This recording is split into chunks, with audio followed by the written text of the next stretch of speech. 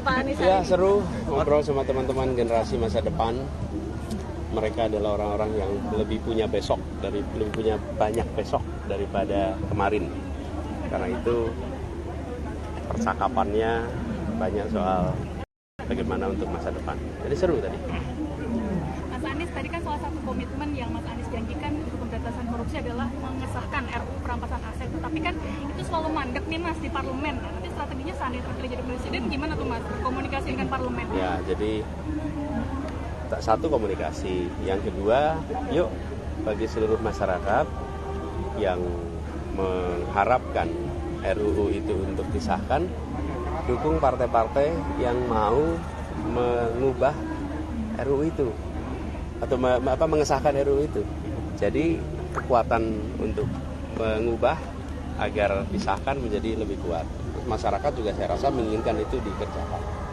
Itu. Berarti partai pengusung Mas Anies sudah confirm akan sejalan nih? Ya.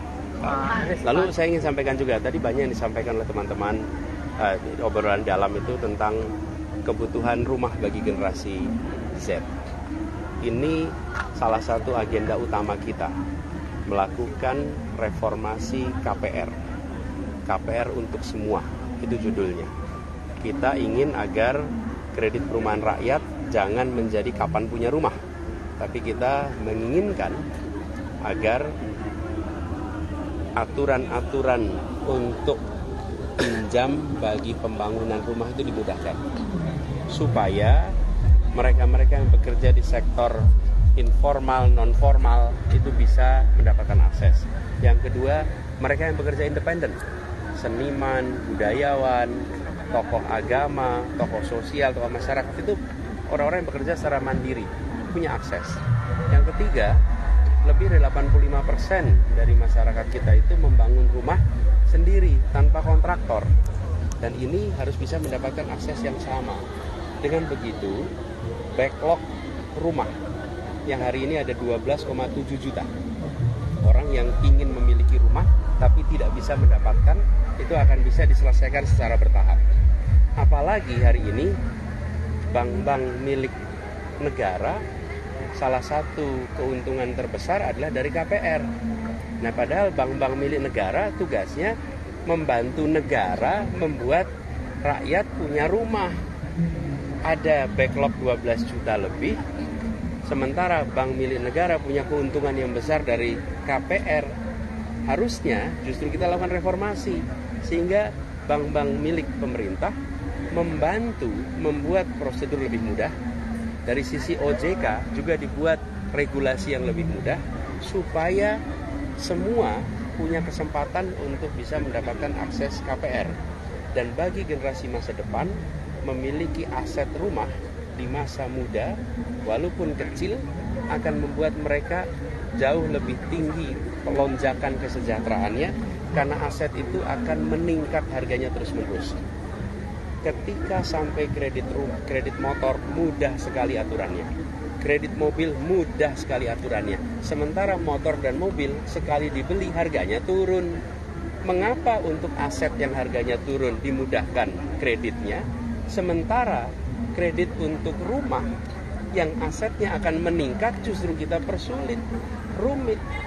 Inilah perubahan yang ingin kita bawa, dan ini tawaran kami bagi generasi Z. Pertanyaannya, sulit ini mau diteruskan atau mau diubah? Kalau mau diteruskan, ya pilih yang melanjutkan. Tapi kalau mau diubah, maka pilih yang mau lakukan perubahan. Gitu aja. Pak Anies, ini Presiden Jokowi kan mengeluarkan PP bahwa kepala daerah dan juga menteri yang mengikuti Pilpres 2024 ini tidak harus mundur dari jabatannya. Ini apakah tidak ditakutkan akan menggunakan kekuasaan gitu, Pak Anies, saat kampanye nanti? Baru dikeluarin hari ini. Iya, hari ini Mas Anies. Saya baca dulu aturannya, baru saya komentar. Pak Anies,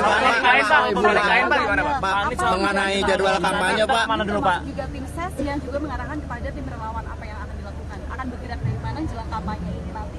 Ini kan 4 hari lagi kampanye nih. Ya. Apa yang akan dilakukan tim Amin bersama juga dengan tim ses, arahan kepada relawan atau juga yang Ya berkampanye. akan dimulai dari mana mungkin? Mulai Jakarta dulu, Pak. Jakarta dulu. Jadi tanggal 28 nanti mulai dari Jakarta dulu Pak Anies. Lumbung-lumbung suara. Rasanya sih gitu. Pak Anies, Jawa Tengah sama Jawa Timur. Nanti teman-teman akan terima jadwalnya kok. Pak Anies kalau soal IKN Pak yang kemarin Bapak bilang tadi Ya, tangan cukup gimana dulu, Pak? Yang cukup kemarin dulu. Pak Anies soal Ya. terima kasih. Yang soal pelanggaran etika mau diulang Pak tadi. Udah, Bang, yang dalam aja. Adakah yang akan dilakukan saat kampanye Pak? Intensifkan Berarti awal-awal kampanye ke lumbung-lumbung suara Pak Anies dulu ya. Awal-awal kampanye ke daerah-daerah lumbung Nanti suara. teman-teman akan terima jadwalnya. Adakah yang Saya diintensifkan? ajak nanti teman-teman jalan. Yang diintensifkan apa Pak saat kampanye? Apa? Yang akan diintensifkan saat kampanye apa? Pertanyaan sederhana. Kita akan menanyakan kepada masyarakat, apakah yang dirasakan hari ini sudah baik? Misalnya, apakah kebutuhan pokok harganya terjangkau atau harganya mahal? Apakah pendidikan harganya terjangkau atau tidak terjangkau? Apakah urusan kesehatan itu rumit atau mudah? Apakah lapangan pekerjaan itu mudah atau sulit?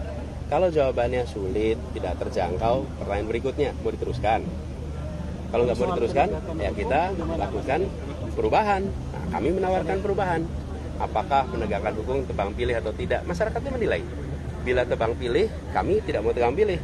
Mau diteruskan yang tebang pilih atau mau tidak? Nah, biarkan itu pertanyaan-pertanyaan itu dijawab oleh masyarakat. Karena yang akan memilih nanti masyarakat. Kami akan berkampanye dengan memberikan pertanyaan. Dan pertanyaan itu kemudian dipakai untuk menilai. Apakah mau meneruskan atau mau berubah? Gitu ya. Oke, cukup.